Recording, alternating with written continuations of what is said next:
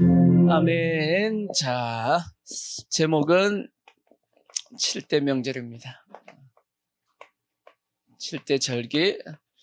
자, 처음에 6월절부터 시작해서 그 다음에 무교절, 그 다음에 초실절, 그 다음에 오순절, 자, 그 다음에 나팔절. 이제 대답 안 해, 진짜. 자, 나팔절, 그 다음에 속죄절, 그 다음에 장막절입니다. 자, 오늘 장막절이죠. 장막절 세 번째네요. 장막절 세 번째입니다. 자, 속죄절에서 뭘 받는다 그랬죠? 영원한 속죄를 받는다. 영원한 속죄를 받은 사람은 어디에 들어가게 되냐면 장막절에 들어가는데, 이 장막절을 예표하는 것이 크게 두 가지라 그랬어요. 천년왕국과 그 다음에 새 예루살렘이라 그랬습니다. 그래서 새 예루살렘의 다른 별명이 뭐라 그랬죠? 하나님의 장막이다 라고 아까 읽었던 본문 말씀에 그런 말씀이 있었습니다. 새 예루살렘 성은 하나님의 장막이다. 그래서 우리는 영원토록 어디에 거하게 되냐면 새 예루살렘 하나님의 장막에 거하게 됩니다. 아멘. 그래서 요한계시록에 보면 장막, 하나님의 장막 안에, 그러니까 그 성 예루살렘 성 안에, 예루살렘 성 안에 거하는 자가 있고, 예루살렘 성 안에 거하는 자, 안에 거하는 자가 있고, 그 다음에 보니까 또 요한계시록 보니까 반대로 예루살렘 성 밖에 거하는 자가 있더라는 거예요. 거하는 자가 있다. 그리고 요한계시록을 보면 그렇게 설명이 쭉 되어 있습니다. 성 안에 거하는 자와 성 밖에 거하는 자는 이러한 이유에서 이러한 자격으로 성 안에 거하고, 이러한 이유 때문에 성 밖에 거한다라고 성경에 기록이 되어 있단 말이에요. 자, 예루살렘 성 안에 거하는 자의 특징이 뭐였냐? 첫 번째가 생명책의 이름이 기록되어 있는 사람이 있어요. 생명책에. 두 번째가 뭐였냐? 두루마기를 빤 자, 두루마기를 빤 자라고 되어 있었습니다. 세 번째가 뭐였냐면 이기는 자, 이기는 자, 이기는 자였고, 네 번째가 뭐였냐면 믿음을 인내한 사람이다라고 그렇게 기록이 되어 있습니다. 성 밖에 가는 자의 특징이 뭐였냐? 지난주 했던 게 뭐냐면 하나님의 말씀을 뭐하는 자? 가감하는 자. 하나님의 말씀에 대해서 더하거나 빼는 자는 성 밖에 거한다고 그렇게 말씀을 했고, 또 하나 두 번째가 뭐였냐면 666 표를 받는 자, 짐승의 표죠. 짐승의 표를 받는 자는 성 안에 거할 수 없고 성 밖으로 내어 쫓긴다 하는 말씀을 성경에 말씀하고 있습니다. 아멘. 자, 이제 오늘 이제 세 번째입니다. 자, 세 번째가 뭐냐면 미혹하는 자라고 됐어요. 미혹하는 자. 무슨 자요? 미혹하는 자는 성 밖에 거한다라고, 이제 구원받지 못한다라고 되어 있습니다. 자, 계시록 19장 20절에 그런 말씀이 있습니다. 짐승이 잡히고 그 앞에서 표적을 행하던 거짓 선지자도 함께 잡혔으니 이는 짐승의 표를 받고 그의 우상에게 경배하던 자들을 표적으로 뭐하는 사람이라? 미혹하던 자라. 이 둘이 산채로 유황불 붙는 못에 던져진다라고 되어 있고, 계시록 20장 또 10절도 보시면, 자, 또 그들을 누가? 미혹하는 마귀가 불과 유황못에 던져지니 거기는 그 짐승과 거짓 선지자도 있어 세세토록 밤낮 괴로움을 받는다라고도 되어 있습니다. 그럼 이 미혹하는 자는 누구냐? 쉽게 설명하면 그냥 거짓 선지자입니다. 거짓 선지자. 거짓 선지자는 어떤 사람이냐면 하나님의 말씀을 더하거나 빼는, 가감해서 전하는 모든 사람들이 다 누구냐면 미혹하는 자죠. 하나님의 말씀 그대로 전하지 않고 그걸 더하거나 빼서 전하는 자가 결국은 미혹하는 자고, 예를 들면 마치 이와 같은 거죠. 마귀가 하와에게 찾아와가지고 하와를 미혹했잖아요. 그죠? 마치 하와를 위하는 듯 하면서 하와를 미혹해서 결국은 하와를 죄를 범하게 만들었고, 그 다음에 그 죄가 아담에게 넘어가게 만들었고, 그래서 인류 가운데 죄가 들어오게 만든 것이 그것이 마귀가 했는데 그렇게 하기 위해서 제일 처음 시작한 게 뭐냐면 미혹했다라는 거, 미혹. 근데 미혹을 어떻게 했나 하고 봤더니 누구를 위하는 것처럼 인간을 위하는 것처럼 하면서 미혹하는데 결국은 그걸 통해서 결국은 아담과 하와가 미혹되어서 죄를 범했고 인류 가운데 죄가 들어오게 되었습니다. 그래서 예수님은 누구를 조심하라고 말씀했냐면 거짓 선지자들을 뭐하라? 조심하라, 삼가라 하고 예수님께서 말씀했다고요. 자, 마태복음 7장 15절 보시면 그렇게 돼 있죠. 거짓 선지자들을 뭐하라? 삼가라. 양의 옷을 입고 너에게 나오나 속에는 노략질하는 일이라. 근데 그들을 뭘로 알라 그랬냐면 그들의 열매로 그들을 알지니 가시나무에서 포도를 또는 엉겅퀴에서 무화과를 따겠느냐. 이와 같이 좋은 나무마다 아름다운 열매를 맺고 못된 나무가 나쁜 열매를 맺나니 좋은 나무가 나쁜 열매를 맺을 수 없고 못된 나무가 아름다운 열매를 맺을 수 없느니라. 아름다운 열매를 맺지 아닌 나무마다 지켜 불에 던져지느니라. 불에 던져진다라는 게 결국 뭐예요? 유황불 속에 하나님께서 집어 던지겠다 그 뜻입니다. 그러니까 아름다운 열매를 맺지 않는 거짓 선지자들, 미혹하는 자들은 하나님께서 불과 유황불에 던지겠다 그렇게 말씀했죠. 그래서 뭘로 그들을 알라고 말씀했죠? 열매로 그들을 알라고 말씀했는데 근데 제가 지난번에도 말씀드렸지만 여기서 말씀하고 있는 열매가 뭐냐는 거죠. 여기서 말씀하고 있는 열매가. 근데 많은 성도들이 이 열매를 자꾸 뭘로 생각하냐면 이적과 표적 같은 걸로 자꾸 생각을 한다고. 그러니까 귀신도 쫓아내고 병도 고치고 여러 가지 세상적인 어떤 축복도 받고 그런 걸로 열매라고 자꾸 생각을 하는데 성경은 그렇게 말씀하고 있지 않다라는 겁니다. 성경은 뭐라고 말씀하고 있냐? 열매는 뭐냐면 21절부터 설명이 되어 있어요. 열매는 이런 겁니다. 나더러 주여 주여 하는 자마다 다 천국에 들어갈 것이 아니요 다만 하늘에 계신 내 아버지의 뜻대로 행하는 자라야 들어간다라고 말씀했어요. 그래서 그 나라에 많은 사람이 나더러 이르되 주여 주여 우리가 주의 이름으로 뭘 했어요? 선지자 노릇한다고 해서 구원받는 것이 아닙니다. 주의 이름으로 뭘 했어요? 귀신을 쫓아내며 주의 이름으로 많은 권능을 행하지 아니하였나이까 하리니 그때 내가 저에게 밝히 말하되 내가 너를 도무지 알지 못하니 불법을 행하는 자들아 내게서 떠나가라 하리라 그렇게 되어 있습니다. 그러니까 여기서 이 거짓 선지자들이 뭘 했어요? 귀신도 쫓아내고 권능도 했어요 안 했어요? 했으면 오늘날로 우리가 보고 있는 열매는 저런 거잖아. 우린 저런 걸 열매라고 생각하고 있잖아. 그죠? 근데 그러면 우리가 저런 사람을 쫓아가면 어떻게 되겠어요? 거짓 선지자 쫓아가면 결국 같이 어디에 들어가는 거예요? 같이 불못에 들어가는 성 밖에 쫓겨나게 된다는 얘기지. 그래서 절대 저걸로 보고 저 사람이 참 선지자라고 쫓아가서는 된다 안 된다? 저게 열매가 아니란 뜻입니다. 예수님은. 그럼 뭐가 열매냐? 그래서 주님께서 설명을 해놨잖아. 그러므로 누구든지 나의 이 말을 듣고 행하는 자는 그 집을 반석 위에 지은 지혜로운 사람과 같다라고 말씀했어요.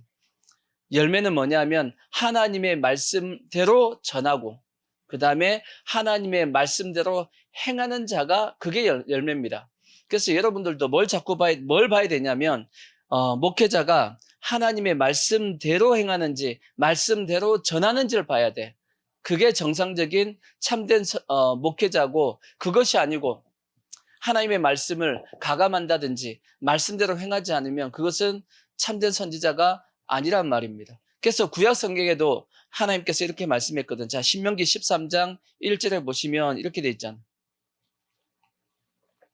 신명기 13장 1절 너희 중에 선지자나 꿈꾸는 자가 일어나서 이적과 기사를 내게 뭐하고 보이고 이적과 기사를 보였다는 얘기예요.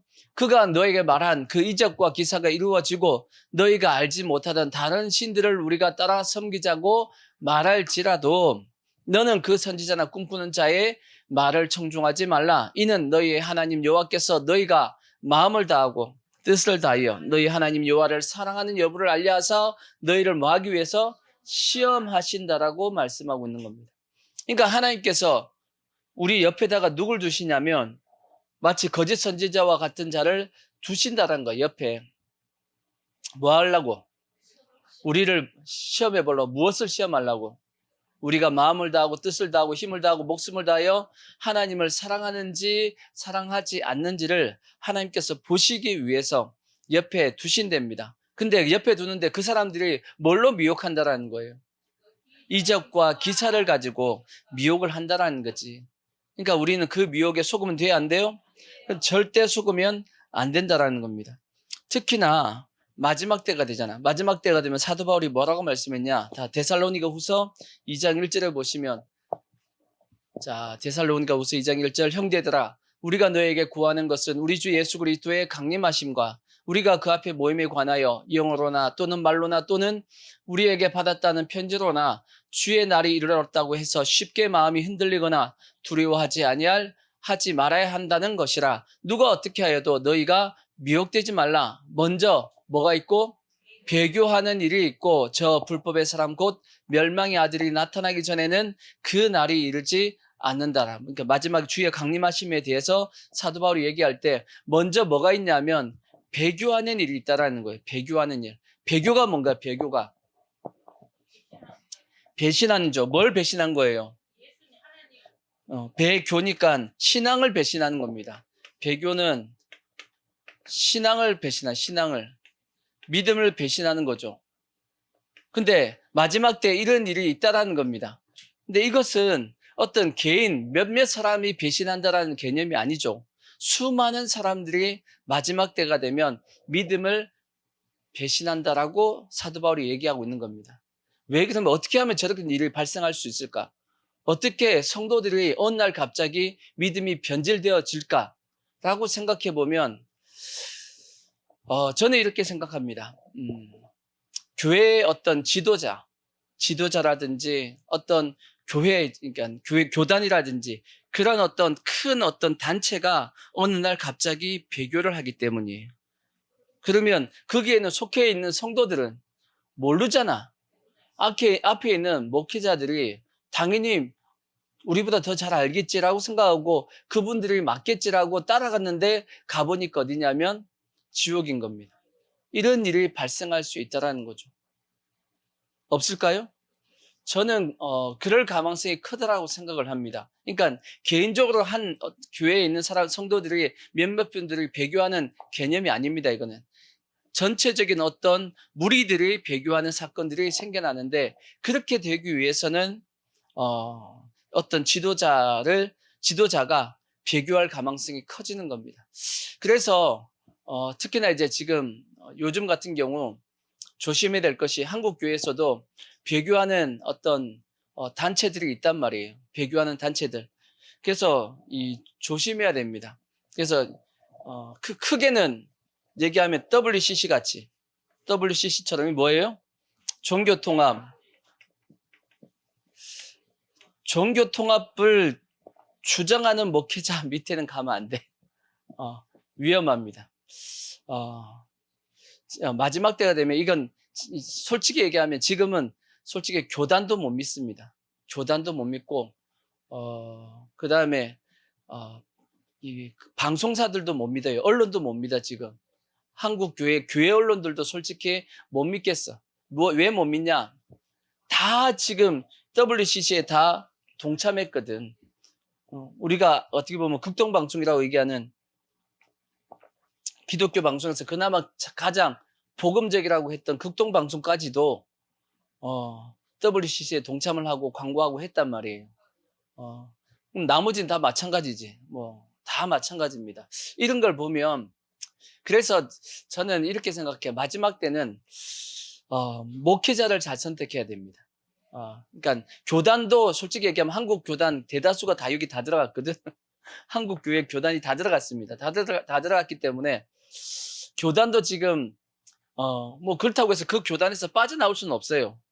개교회가 빠져나갈 수는 없지만 그 담임 목사님이 그 교회를 이끄는 담임 목사님이 여기에 지지하지 않는다. 나는 그거 원하지 않는다. 라고 하는 확실한 신앙 고백이 있으면 그러면 안심할 수 있는데 여기에 대해서 동참한다 그러면 일단 거기서 나오셔야 돼. 왜냐하면 잘못 따라가다 보면 자기의 어떤 영혼도 위험할 수도 있기 때문입니다. 또 대표적인 또 기독교 단체가 있지요. NCCK입니다.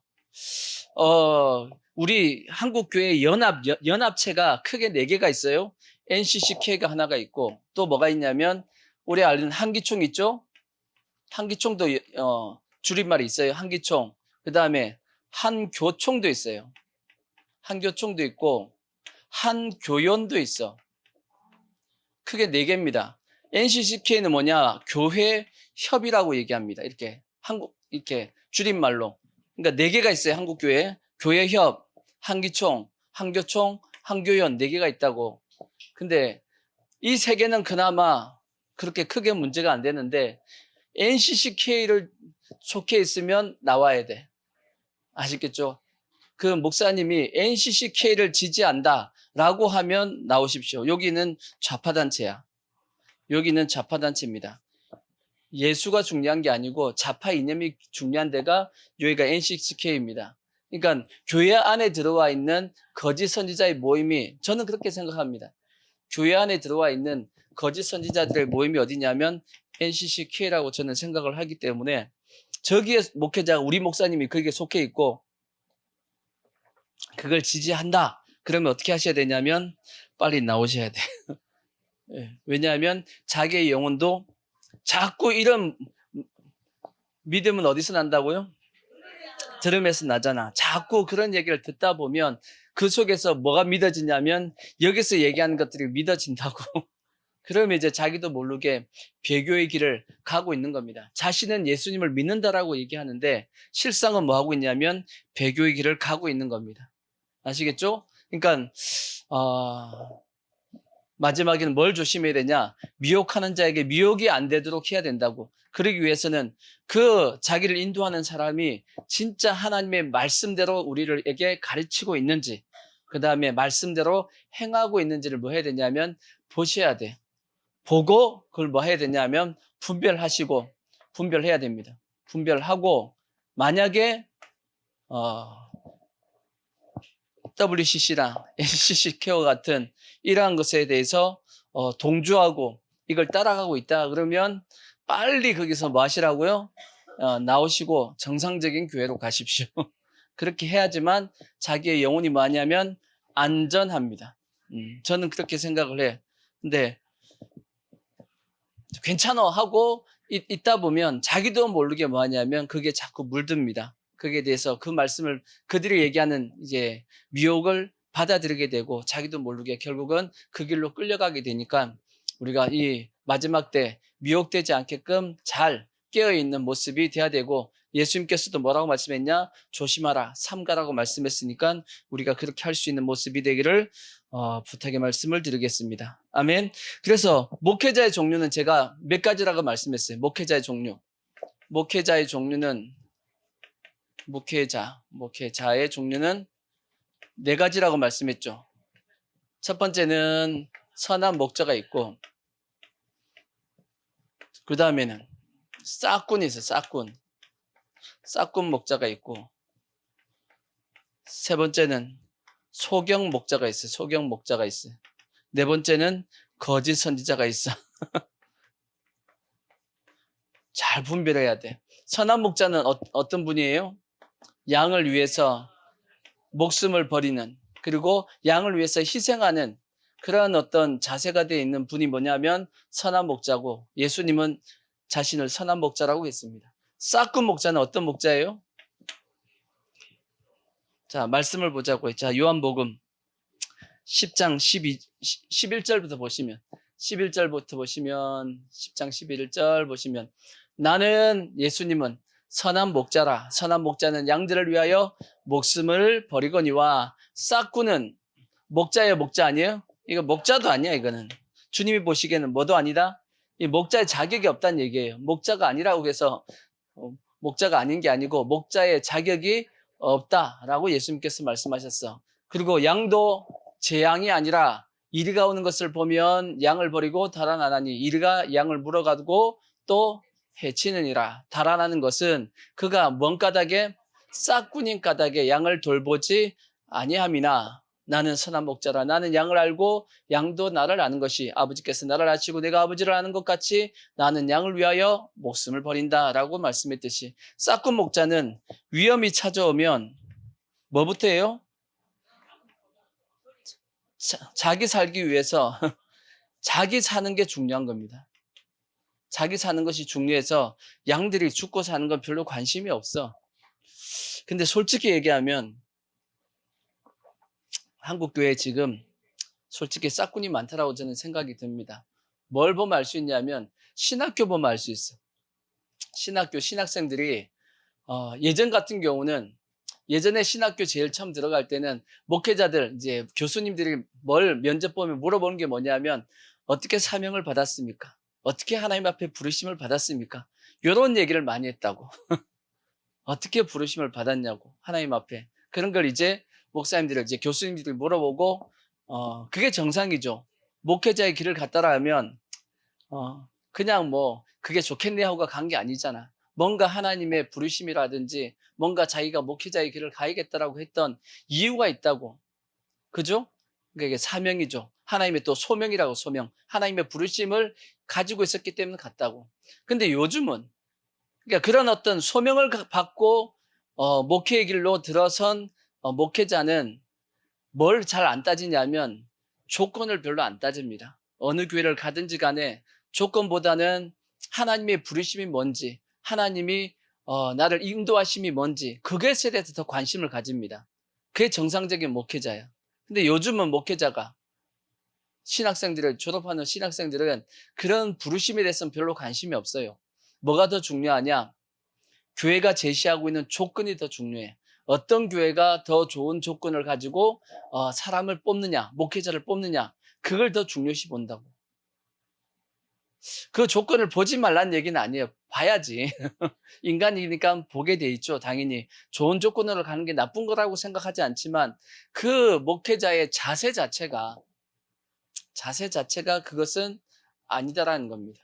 왜? 조건을 따진다는 게 뭐예요? 자기 사는 게 더 중요하다라는 거지. 양이 뭐 중요한 것이 아니고 누가 중요하다? 자기가 더 중요하다라고 생각하니까 이런 어떤 자세를 가지고 있으니까 위험 가운데 빠지면 자기는 빠져나가고 양들은 뭐예요? 뭐 죽어도 뭐 상관없는 거지. 이렇게 되어버리는 겁니다. 그래서 오늘날 목회자들을 자꾸 뭐 하냐면 세상 사람하고 똑같이 스펙 쌓으려고 그래. 뭘 쌓는다고요? 스펙을 자꾸 쌓으려고 그래. 왜? 스펙이 좋아야지 어디를 가니까. 좀 더 좋은 여건이 좋은 교회로 갈 수 있으니까. 자체가 뭐 한 거냐면 결국은 한국 교회가 타락했다는 뜻입니다. 한국 교회가 말씀에서 벗어나고 있다 그 뜻이거든. 그래서 조심해야 됩니다. 왜? 예수님이 말씀했잖아요. 싹군 목자는 뭐도 아니라고요? 목자 아니야. 목자 아니라고 예수님께서 말씀했기 때문에 싹군 목자 쫓아가면 나중에 위험이 빠졌을 때 싹군이 빠지면 나는 어떻게 돼? 나도 죽어야지. 이리한테 잡혀 먹히는 거지. 하나밖에 없는 내 영혼의 생명이 누구한테 잡혀가요? 이리한테 뺏겨간단 말이야. 그러니까 절대 싹군 목자인지를 확인해야 돼. 아시겠죠? 또 하나는 소경 목자는 뭐예요? 소경을 인도하면 둘 다 뭐예요? 둘 다 구덩이에 빠진대잖아. 그러니까 소경 목자는 특징이 뭐냐? 자기도 몰라. 자기도 모르고 인도하고 있는 거지. 그러다 보니까 둘 다 성도도 그렇고 자기도 그렇고 어디로 가는지 몰라. 가다 보니까 결국은 구덩이에 빠져서 둘 다 구덩이에 빠지느니라 하는 거 보니까 둘 다 구원이 안 돼. 이것도 안 된단 말이에요. 거짓 선지자는 당연히 미혹되니까 지옥으로 가는 거고. 그러니까 우리는 최소한 우리가 뭘 분별해야 되냐. 그래서 미혹되지 않기 위해서는 열매를 보고 우리가 분별해서 목회자 오늘날은 그래서 교단보다는 목회자가 어떤 신앙관을 가지고 있으며 어떤 목회관을 가지고 있는지를 잘 살펴봐야 됩니다. 그리고 그분이 진짜 하나님의 말씀대로 가르치고 하나님의 말씀대로 행하려고 노력을 하는지. 완벽한 목회자는 없어요. 완벽한 목회자도 없고 완벽한 교회도 없습니다. 절대 찾으시면 안 돼. 아시겠죠? 그걸 찾으시는 분이 그 교회를 가는 순간, 그분이 가는 순간 그 교회는 완벽하면서 깨진다라고 생각하시면 돼. 그분이 가면 안 돼. 그런 교회는 있다 없다? 없어요. 다 부족하고 연약하지만 그럼에도 불구하고 그렇게 해보려고 애를 쓰는 그런 모습이라면 그런 어떤 교회를 가야 되지. 아멘. 그리고 그런 목회자 밑에서 신앙생활을 해야지만 내 영혼이 뭐하냐면 안전합니다. 특히 마지막 때 아까 말씀했듯이 큰 배교가 있다라고 말씀했는데, 그래서 한국 교회가 지금 많이 위험한 지경 가운데 가고 있는 겁니다. 이런 어떤 모습이, 싹군의 모습이 한국 교회 지금 솔직히 팽배했기 때문에. 자, 그 다음에 또 성경은 어떤 사람이 성 밖에 있느냐? 자, 오늘 읽었던 이제 8절 말씀 보십시오. 8절 말씀에 보면 쭉 기록이 되어 있어요. 성 밖에 가는, 그러나 두려워하는 자들, 믿지 않는 자들, 흉악한 자들, 살인하는 자들, 음행하는 자들, 점술가들, 우상숭배하는 자들, 거짓말하는 모든 자들 어디에 간다고요? 불과 유황으로 타는 못에 던져진다고 되어 있어. 그러니까 네 번째, 여기 나와 있는 첫 번째 뭐죠? 두려워하는 자들. 두려워하는 자는 어디 간다? 두려워하는 자는 어디 간다? 불과 유황으로 타는 못에 던져진다라고 돼 있다고. 그래서 두려워하면 돼요, 안 돼요? 여러분은 죽음이 두려워요, 안 두려워요? 지옥 가면 어떡하지? 이렇게 얘기하면 이제 성도들 헷갈릴 말씀이 있죠. 자, 빌립보서 2장 12절 말씀 뭐라고 말씀했냐? 여기는 또 빌립보서 2장 12절 보면 뭐라고 그랬어요? 그러므로 나의 사랑하는 자들아, 너희가 나 있을 때뿐 아니라 더욱 지금 나 없을 때에도 항상 복종하여 무엇으로? 두렵고 떨림으로 너희, 여기는 또 뭐 하라고 돼 있죠? 두렵고 떨림으로 이루라고 그랬잖아. 여기는 뭐 있어야 되는데? 여기는 두려움이 있어야 되는데 왜 요한계시록에는 두려워하면 안 된다 그러지? 이건 뭔 차이냐면, 여기서 말씀하는 빌립보서 2장에서 말씀하고 있는 두려움은 어떤 두려움이냐면, 우리가 받은 구원이 귀해요, 안 귀해요? 엄청나게 귀하단 말이지. 귀하니까 그 구원에 대해서 잃어버리지 않기 위해서 조심하는 거지. 제가 자주 말씀드리듯이 부모 입장에서 가장 귀한 게 누구예요? 자식이 제일 귀하단 말이에요. 그래서 부모 입장에서는 자식이 귀하니까 항상 자식에 대해서는 어떤 마음을 가지고 있냐면 두려워하는 마음을 가지고 있는 겁니다. 자식이 혹시나 잘못될까 봐. 그 어머니의 노래에 보면 그게 있잖아. 2절에 보면 2절 말씀이 아니지. 2절 가사에 보면 뭐가 있죠? 알을 싸, 그릇될 싸. 혹시나 자식이 아플까봐 알을 싸. 그 다음에 그릇될 싸가 뭐예요? 잘못된 길을 갈까봐 늘 그 부모님은 뭐 하는 거죠? 걱정을 해야 안 해요. 그게 부모님이야. 그러듯이 항상 부모님은 자식에 대한 뭐가 있냐면 염려가 그 속에 있는 겁니다. 두려움이 있다는 얘기지. 아무리 자식이 잘 나가도 그 속에 뭐가 있죠? 부모님 마음은 항상 두려움을 가지고 있는 겁니다. 저번에 제가 이렇게 말씀했죠. 구원에 대해서. 호주머니에 한 100억 정도에 넣어놓으면 어떻게 다닌다고요? 손을 못 빼. 여기다 손 넣고 다녀야지. 혹시나 이게 떨어지면 어떡해? 흘러나가면. 그렇죠. 뭐 때문에? 잃어버리면 안 된단 말이야. 이런 것처럼 그런 두려움이 뭐냐면 빌립보서 2장에서 말씀하고 있는 두려움이에요. 너가 받은 구원에 대해서 어떻게 여기라는 거예요? 귀하게 여기라는 거지. 가볍게 취급하지 말라는 거지. 에서처럼 장자의 명분을 에서가 가볍게 여기다가 결국은 경솔하게 팔아넘겨가지고 나중에 어떻게 됐나요? 그걸 다시 찾아보려고 애썼지만 돼야 안 돼요. 안 됐다라고 성경이 말씀하고 있는 것처럼 지금 내가 가지고 있는 이 구원에 대해서 귀하게 여기는 마음을 가져야 되는 겁니다. 더 나아가서 이 구원이 그냥 내가 얻어진 건 아니지. 물론 나는 공짜로 얻었지만 이 구원을 주시기 위해서 하나님은 자기의 독생자를 내어주셨고 예수님은 십자가에서 못 박히는 그 큰 희생을 했단 말이에요. 그걸 통해서 내가 뭘 받은 거예요? 구원을 받았으니까 이거 귀한 게 안 귀한 거예요? 엄청나게 귀한 겁니다. 그러니까 자녀들이 부모님이 키워줬잖아. 공짜로 키워줬잖아. 그죠? 뭔가 바라고 키워준 게 아니잖아. 그럼 자식은 어떻게 생각해야 돼요? 공짜니까 뭐 당연히 공짜니까 그냥 공짜로 받고 끝내야 돼요? 아니지. 어떤 마음을 가져야 돼요? 부모님의 그 은혜에 대해서 늘 감사하고 귀하게 여겨야 되죠. 아멘. 그와 똑같이 우리가 받은 이 구원에 대해서 늘 감사하고 귀하게 여기는 그 마음을 가지고 있어야 되기 때문에 항상 우리의 마음속에 뭐가 있어야 되냐면 두렵고 떨림을 가지고 구원을 이루어 가야 된단 말이에요. 근데 요한계시록에 나와 있는 이 두려워하는 자는 그 두려움이 아니고 여기서 말씀하고 있는 두려움은 뭐냐면 죽음의 공포입니다. 죽음의 공포. 죽음이 두려운 거야. 세상 사람들은 죽음이 두려워요, 안 두려워요? 두렵죠. 왜? 그들이 천국과 지옥을 인정하지 않는다 할지라도 죽음 이후에 또 다른 어떤 세상이 있다는 것을 뭘로 알고 있냐면 본능으로 알고 있기 때문이에요. 제 전도서의 3장에 보시면 3장 11절 우리가 가끔 읽었던 말씀인데, 자 3장 11절 하나님이 모든 것을 지으시되 때를 따라 아름답게 하셨고 또 사람들에게는 뭘 주셨어요? 영원을 사모하는 마음을 주셨단 말이에요. 영원을 사모하는 마음을 인간 속에다가 두셨다고. 그러니까 인간은 본능적으로 뭐가 있다는 걸 알아요? 영원히 산다는 걸 알고 있어요. 자기의 영혼은 육체의 목숨은 끝난다 할지라도 육체의 목숨은 뭐 100년, 120년 살면 죽게 되겠죠. 하지만 요 속에 있는 영혼은 죽지 않고 영원한 어떤 세상이 있다는 것을 뭘로 알고 있냐면 본능적으로 알고 있습니다. 왜? 하나님이 그 마음속에다가 그걸 딱 집어넣어놨거든.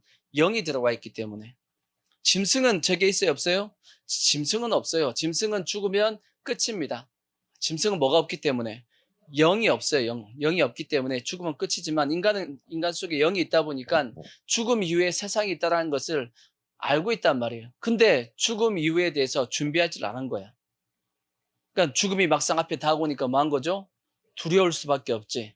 왜? 죽음 이후의 세계가 자기는 모르니까. 있는데 자기가 어떻게 될지, 그리고 자기의 삶을 보니까 죽음 이후에 대해서 준비한 것 같지가 않거든. 그러니까 두려운 겁니다. 제가 가끔 얘기하듯이 모래시계와 같이 모래시계. 최민수가 사형 집행하는 날 자기 친구 박상원 앞에서 뭐라 그랬어요? 나 지금 떨고 있니? 그러잖아.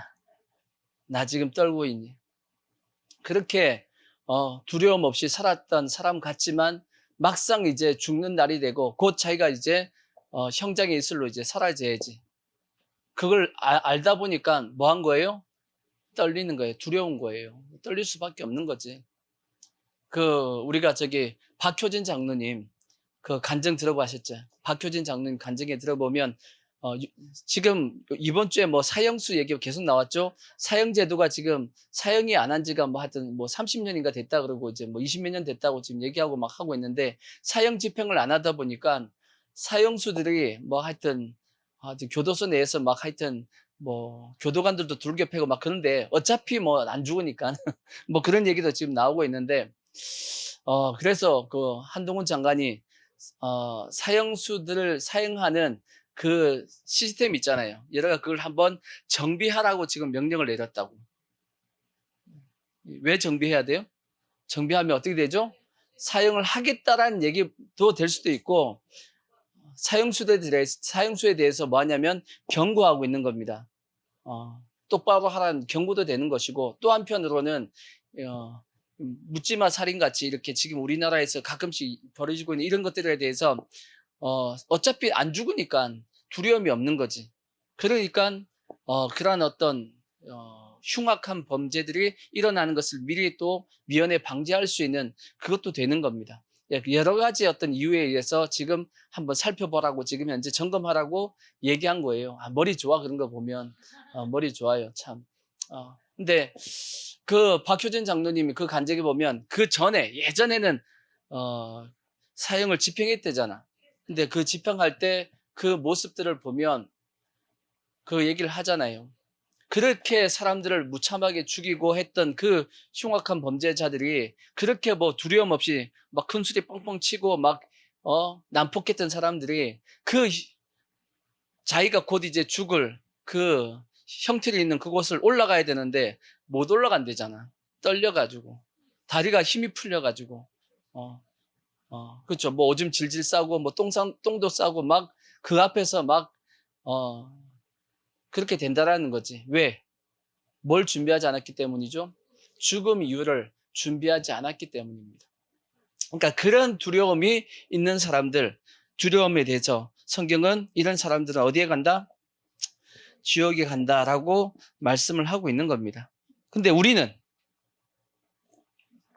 죽음이 두려워요, 안 두려워요?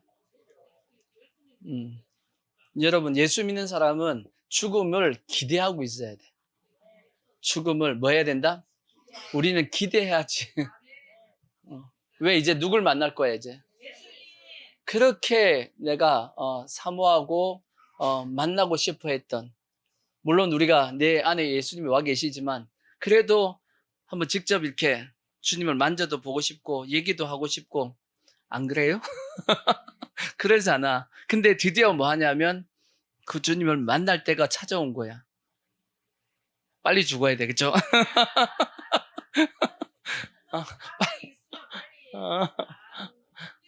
근데 하여튼 그쵸, 사명을 다 하고 가야지. 주님께서 나한테 맡겨준 것 다 하고 가야지. 아멘. 다 하고 가야 되고, 또 하나는 또 뭐냐면 좀 더 살아서 뭐 해야 되냐면 상을 좀 더 쌓고 가야지. 좀 더 상을 쌓고 가야지. 그죠? 지금 가면 상이 좀 적을 수 있잖아. 그죠? 그냥 남은 생에 그러다가 좀 더 상을 쌓다가 주님 앞에 더 많이 잔뜩 쌓아놓고 하늘에다 보물을 좀 더 쌓아놓고 주님 앞에 가야지. 나중에 영원토록인데, 그건 이제 한번 올려놓으면 끝이거든.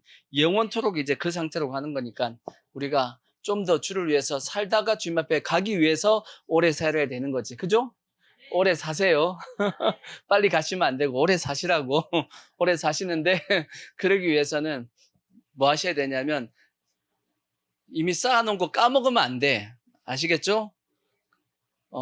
저축해 놓은 거 까먹으면 안 되잖아. 그죠? 계속 저축할 수 있는, 그렇게 해서 주님 앞에 가야 될 것이고, 성경은 그래서 우리가 하나님 앞에 나아갈 때 어떻게 나아갈 수 있다라고 말씀하냐면 담대하게 당당히 나아갈 수 있다라고 그렇게 설명을 하고 있잖아. 그죠? 뭐만 있으면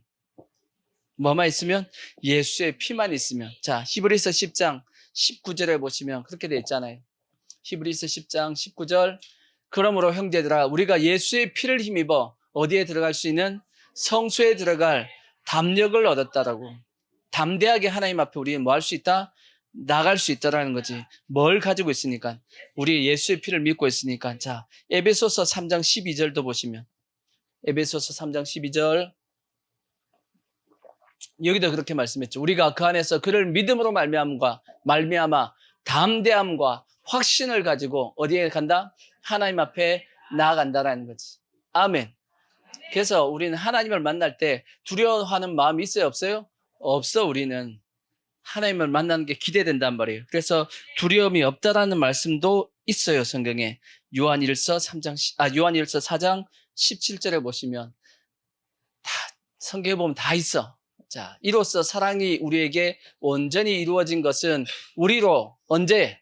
심판날에, 우리가 하나님 앞에 심판받는 이제 죽는 그날이죠. 담대함을 가지게 하려 함이니 주께서 그러하심과 같이 우리도 이 세상에서 그러하니라. 사랑 안에 뭐가 없고 두려움이 없고 온전한 사랑이 뭘 쫓는다? 두려움을 내쫓나니 두려움에는 형벌이 있습니다. 두려워하는 자는 사랑 안에서 온전히 이루지 못한다 라고 되어 있습니다. 그러니까 우리가 하나님을 사랑하는 마음을 가지고 있으면 하나님 앞에 만날 그 심판 때 그것이 두려운 것이 아니고 기대가 되는 겁니다. 그날 되면 내가 드디어 누굴 만난다? 예수님 만나고 하나님 만난다. 아멘. 그러한 우리의 믿음의 모습이 꼭 되기를 부탁의 말씀을 드리겠습니다. 아멘. 자, 그래서 우리는 이 두려워하는 자 속에 속하지 않습니다. 하지만 세상 사람들은 다 뭐가 두려워요? 죽음이 두렵습니다. 자, 그 다음 또 다섯 번째, 다시 요한계시록, 자, 21장 8절을 보시면, 자, 다섯 번째 뭐라고 되어 있냐면, 그러나 두려워하는 자들고, 그 다음에 또 무슨 자들? 믿지 아니하는 자들. 믿지 아니하는 자들. 당연히 안 믿으면, 예수님 안 믿으면 당연히 어디 가야 돼요? 그건 당연히 이제 지옥 가는 것이고, 그거는 당연한 것이고, 근데 문제는 뭐냐면, 교회를 다니는 사람이라고, 교회를 다니는데 믿지 않는 자들이 있겠죠. 믿지 않는 자 있습니다.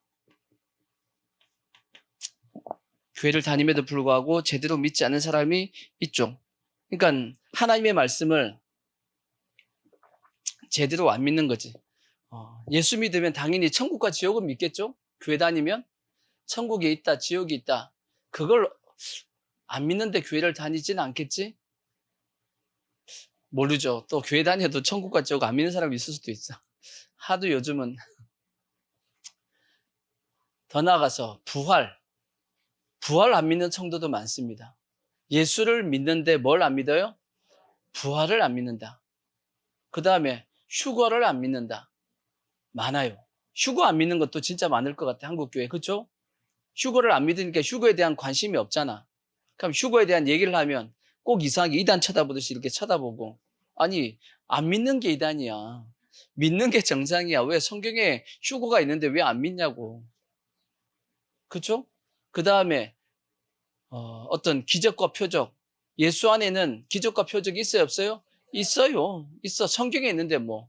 있으니까 있단 말이지. 그러니까 예수 안에서 병고침도 있고 귀신 쫓아내는 것도 있습니다. 그 자체를 부정하는 건 아닙니다. 부정해서는 안 되지. 이 성경에 있는 건 있는 거야.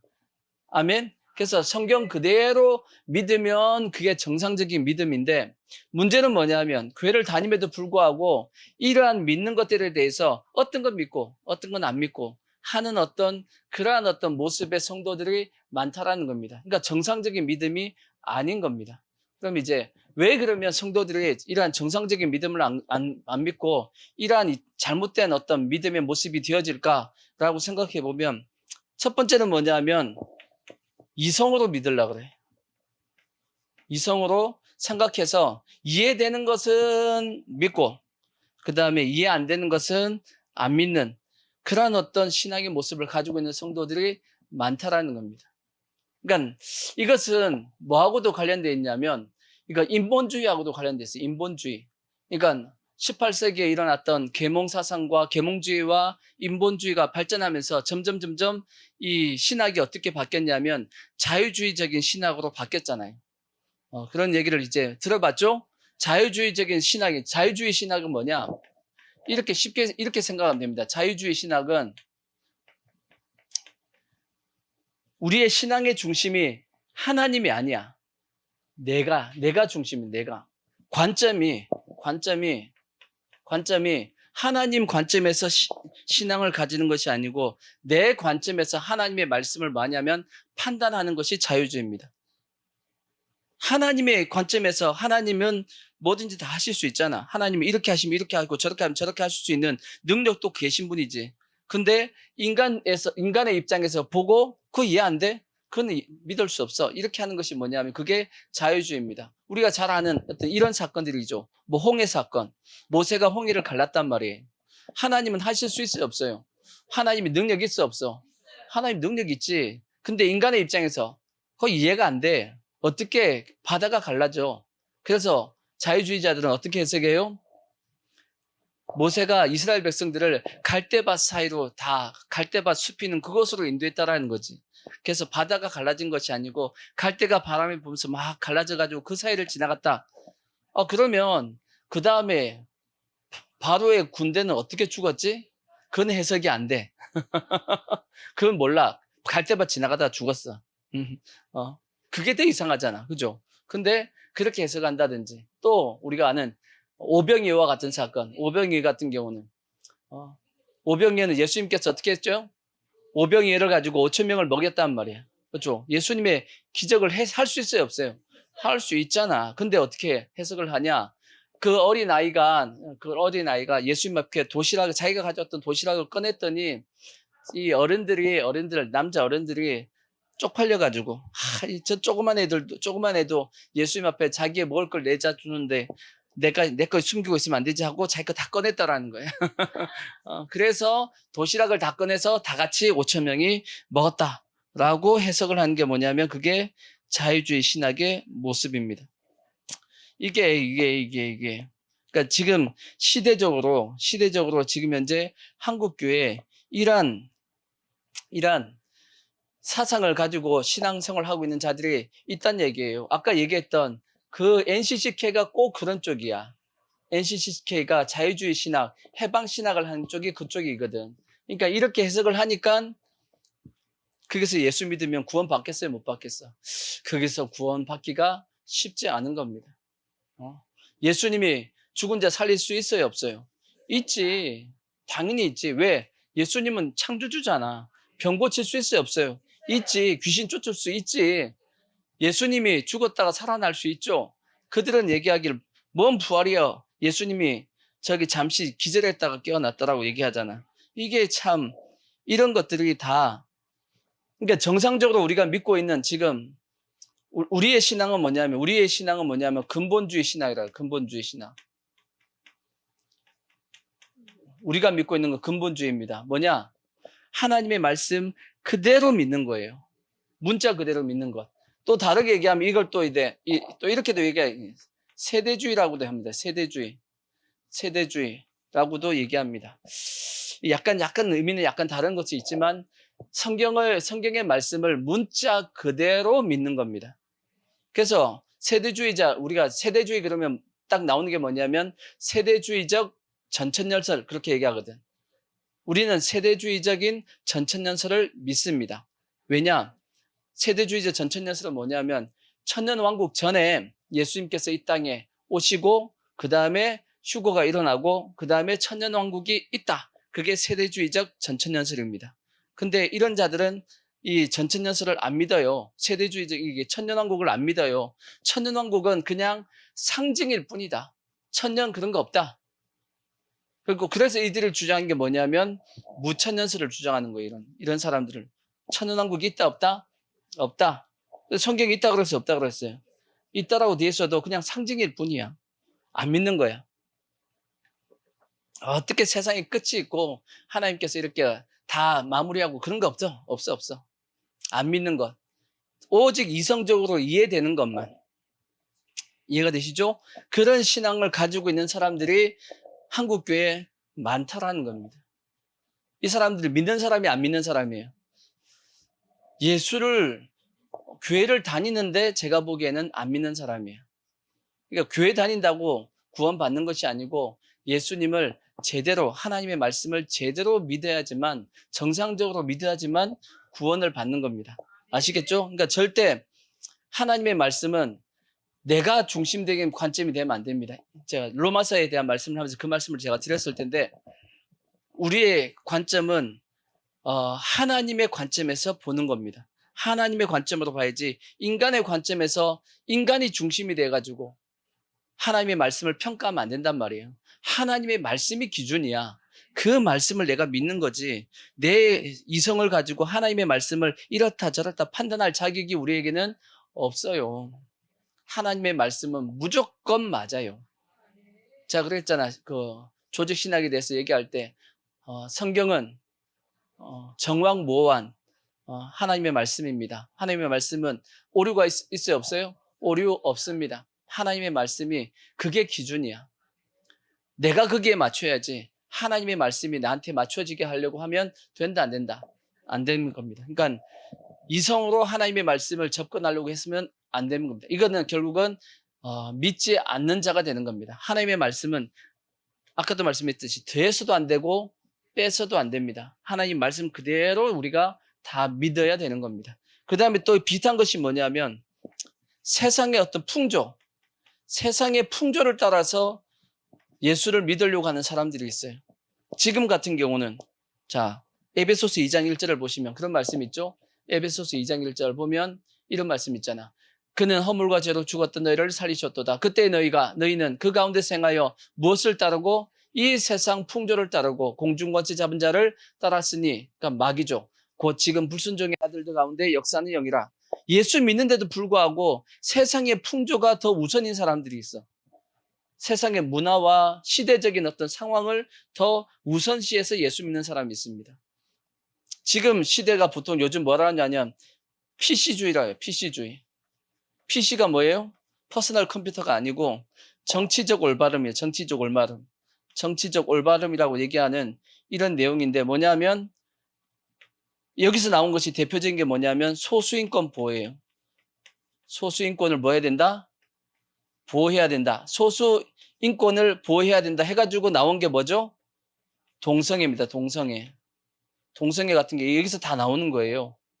이런 자들을 사회적으로 보호해야 된다. 난 그럼 이렇게 얘기하고 싶어. 소수인권을 보호하면 다수인권은 필요가 없는 거예요? 안 그런가요? 요즘 이런 게 있잖아. 뭐 하여튼 성의 종류는 몇 개죠? 두 개밖에 없어요. 성은 남자와 여자밖에 없어. 왜 남자와 여자밖에 없죠? 그죠? 하나님이 아담하고 하와만 만들었어. 중간에 안 만들었어요. 하나님은 딱 두 개밖에 안 만들었어. 아시겠죠? 남자와 여자밖에 없습니다. 근데 화장실을 만들 때도 남자와 여자와 또 중간 하나 만들잖아, 지금. 뭔 짓이야? 목욕탕도 이상한 걸 또 만들어 놓고. 또 어떤 나라에서는 보니까 뭐 남자인데도 불구하고 난 여자예요. 그러면 여자가 된다며. 그럼 어떻게 해야 돼? 그 남자가 목욕탕 어디에 들어가야 돼? 남탕 들어가야 돼? 여탕 들어가야 돼? 몸은 남자인데 자기의 생각은 여자야. 그럼 남탕 가야 돼? 여탕 가야 돼? 어? 이런 어떤 지금 시대적 어떤 풍조가 그렇다고 해서 교회가 그거 따라가면 돼? 안 돼요? 교회는 성경 말씀 그대로 딱 얘기해야 됩니다. 죄는 죄야. 그죠? 성경에 분명히 동성애는 뭐라고 말씀했죠? 죄다라고. 어떻게 보면 동성애는 죄 중에서 하나님이 뭐 하는 죄냐면 버리시는 죄라고 되어 있어요. 그러니까 동성애에 빠지면 아주 어떻게 보면 구원받기가 쉽지 않은 죄가 동성애입니다.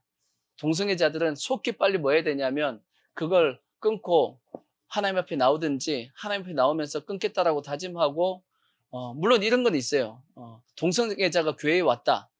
받아들여야 되냐 받아들이지 말아야 되냐. 자, 이렇게 말씀드렸죠. 본인이 끊고자 하는 마음을 가지고 오면 받아들여야 됩니다. 끊고자 하는 마음을 가지고 있으면. 근데 끊고자 하는 마음이 없고 본인이 계속 고집을 한다. 그러면 교회 받아들이면 안 돼요. 왜냐? 그 사람 때문에 다른 사람들이 위험하단 말이에요. 소수인권을 보호하기 위해서 다수인권을 무너뜨리면 안 돼요. 이해가 되시죠? 그러니까 그런 것들도 교회들이 자꾸 이상하게 말을 꼬아가지고 여러분 말을 자꾸 이상하게 꼬아가면 그거는 좌파일 가능성이 커요.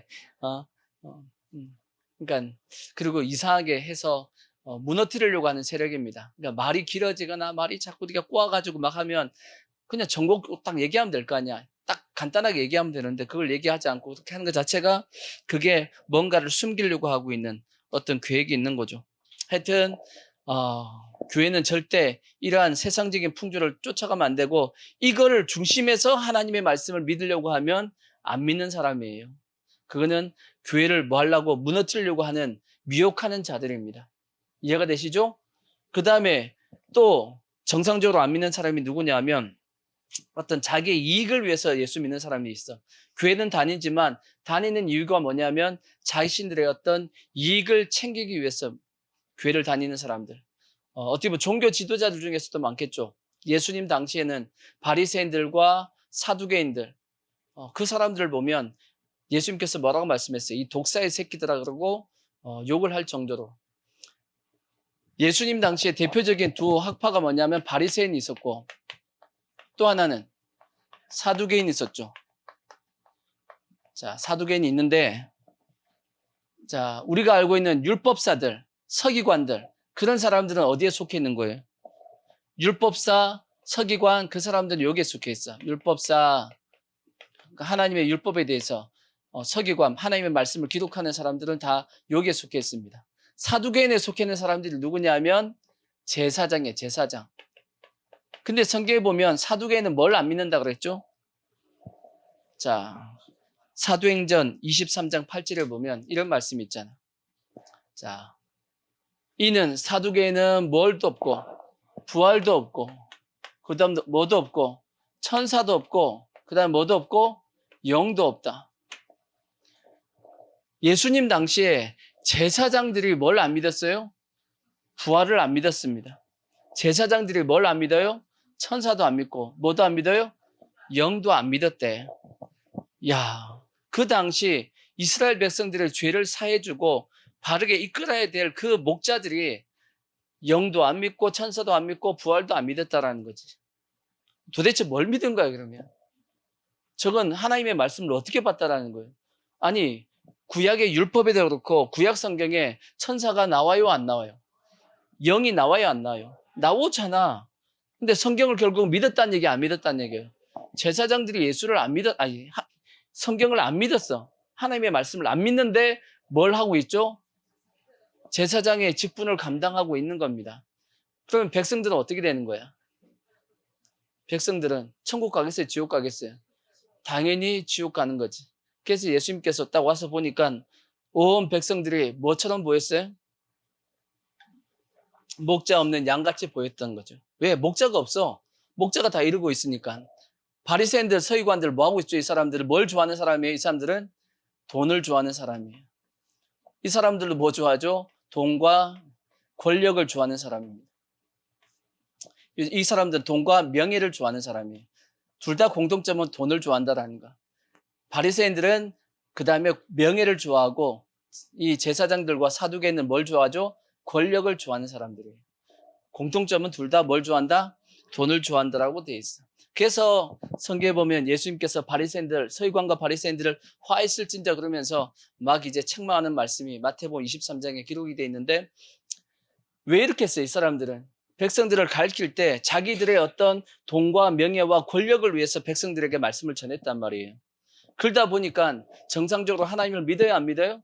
안 믿었죠. 예수님께서 그들에게 화있을진저 하고 그들에게 심하게 이 독사의 새끼들아 그러면서 욕을 했던 겁니다.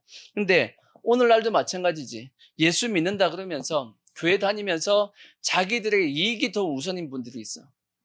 자기들의 어떤 명예와 권력과 돈과 여러 가지 그런 것들을 위해서 예수를 믿으면 그 사람들이 구원 받겠냐고. 구원 받아요? 제가 보기에는 못 받아요. 정상적인 믿음이 아니기 때문에.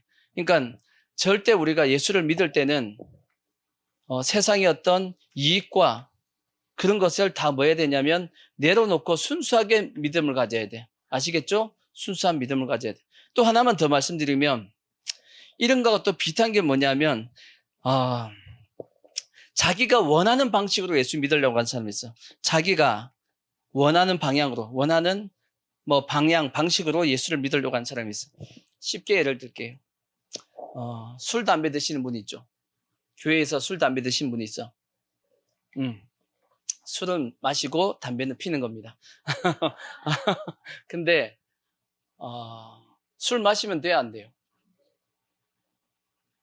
안 되죠. 근데 이제 교회 다니신 분들 중에서 이제 꼭 따지시는 분이 있죠. 뭘 따지냐면 성경에 언제 술 마시지 말라 그랬냐, 술 취하지 말라 그랬지 하고 따지시는 분들이 있어요, 없어요? 있죠. 그러면 그분들에게는 꼭 뭘 얘기해 줘야 되죠? 그분들에게는 꼭 잠언서 23장의 말씀을 얘기해 줘야 돼.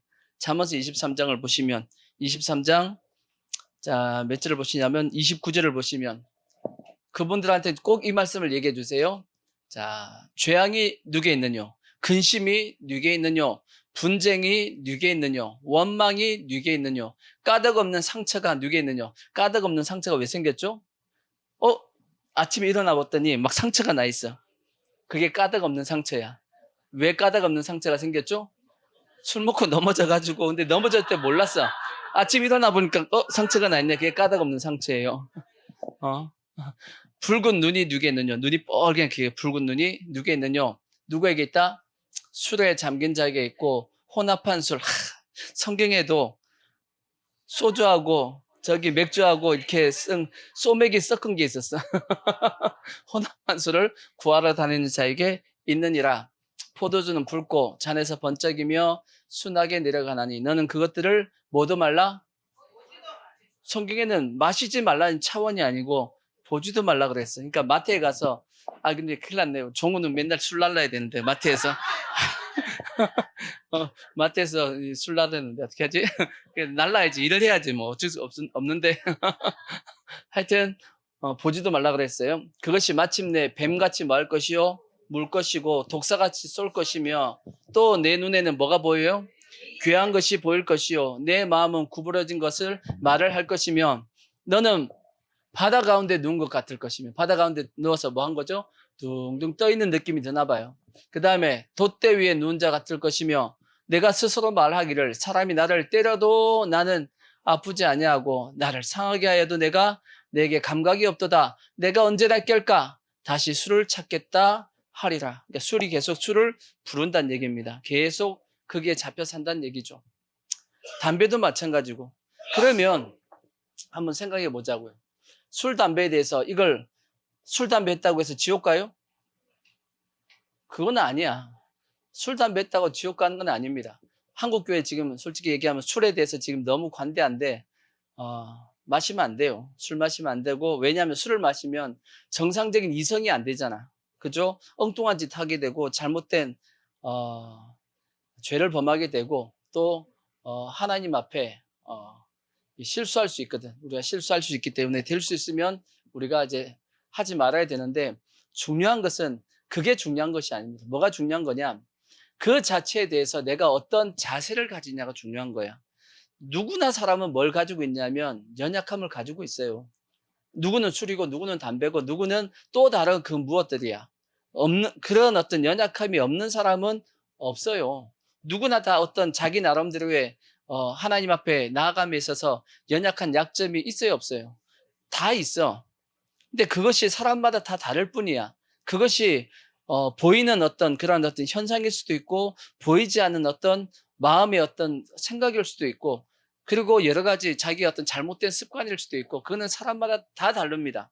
중요한 건 뭐냐면 그것을 내가 뭘 하면 안 되냐면 정당화하거나 합리화하면 안 된다라는 거지.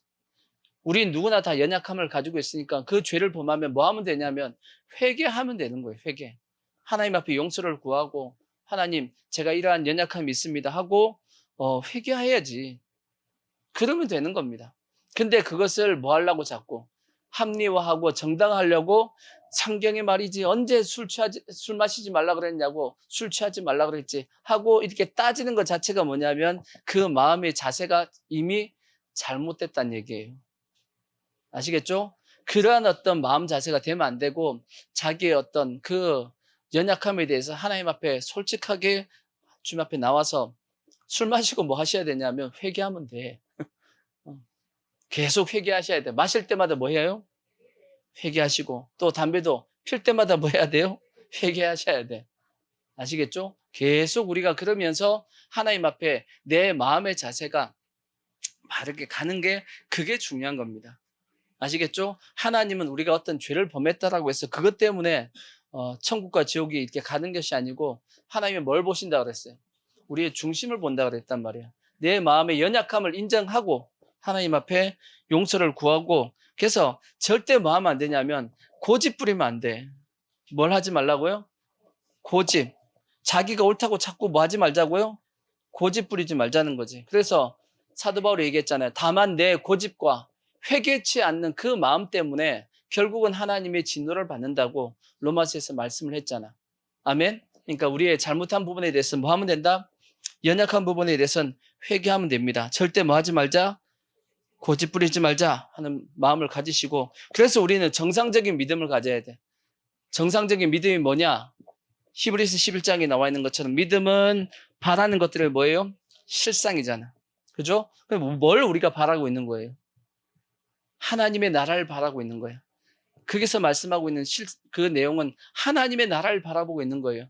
끊임없이 하나님의 나라를 바라보다 보니까 내 심령도 뭐가 되냐면 하나님의 나라가 되어지는 겁니다. 그래서 사도 바울이 얘기했죠.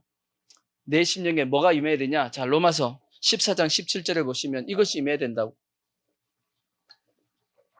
자, 하나님의 나라는 먹는 것과 마시는 것이 아니요 오직 성령 안에 있는 의와 평강과 희락이라. 예수님께서 이렇게도 말씀했죠. 하나님의 나라는 여기 있다 저기 있다 그런 것이 아니고 어디 있다고요? 내 마음에 있다고. 그 내 마음에 있는데, 그 마음에 내 천국이 임하면 그 심령 가운데 뭐가 임하냐면 의와 희락과 평강이 임하는 겁니다. 그걸 이 땅 가운데 우리가 바라보고 있고, 그리고 그걸 위해서 하나님의 나라를 위해서 살다 보면 언젠가 우리가 주님 앞에 갔을 때 어디 가게 되냐면 하나님의 나라 천국에 들어가게 되는 겁니다. 그런 사람을 위해서 하나님께서 뭐 하셨냐? 천국을 예비해 놨다라고 말씀하고 있어요. 자, 히브리서 11장 16절을 보시면 그렇게 되어 있어요. 자, 히브리서 11장 16절. 그들이 이제는 다 더 나은 본향을 사모하니. 이 땅의 본향이 아닌 더 나은 본향, 어디죠? 하나님의 나라를 바라보니 곧 하늘에 있는 것이라. 이러므로 하나님이 그들의 하나님이라 일컬음 받음을 부끄러워하지 아니하시고 그들을 위하여 뭘 예배하셨다? 한 성. 어디죠? 그게 새 예루살렘 성을 주님께서 예배하신다라고 말씀하고 있는 겁니다. 아멘. 이게 정상적인 믿음입니다. 우리가 저 천국을 바라보고 이 땅 가운데에서도 우리가 뭘 해야 되냐면 내 심령 가운데 뭘 임하게 만들어야 되냐? 하나님의 나라를 임하게 만들어야 돼요. 의와 희락과 평강이 내 심령에 있게끔. 그래서 하나님의 말씀을 정확하게 우리가 바르게 다 받아들여야 돼. 그래서 우리의 마음속에 뭐가 있으면 안 되냐? 잘못된 믿음이 들어가지 않게끔 하셔야 돼. 이성으로 믿는다든지 세상의 풍조를 따라 믿는다든지 세상의 이익을 따라 믿는다든지 자기가 원하는 방향으로 믿으면 안 되고 하나님의 말씀을 그대로 받아들이고 자기의 연약함을 하나님 앞에 그냥 인정하고 토로하고 아멘. 잘못된 거 뭐 하면 되냐? 회개하면 돼요. 그러면 내 심령 가운데 뭐가 임하냐면 하나님의 의와 희락과 평강이 임합니다. 그런 사람은 반드시 천국 가요. 아멘. 우리가 그러한 어떤 정상적인 믿는 자가 되어서 우리 모든 성도들은 반드시 다 어디 가야 되냐면 성 안에 거하는 아멘 구원받는 성도들 되어지시기를 부탁의 말씀을 드리겠습니다.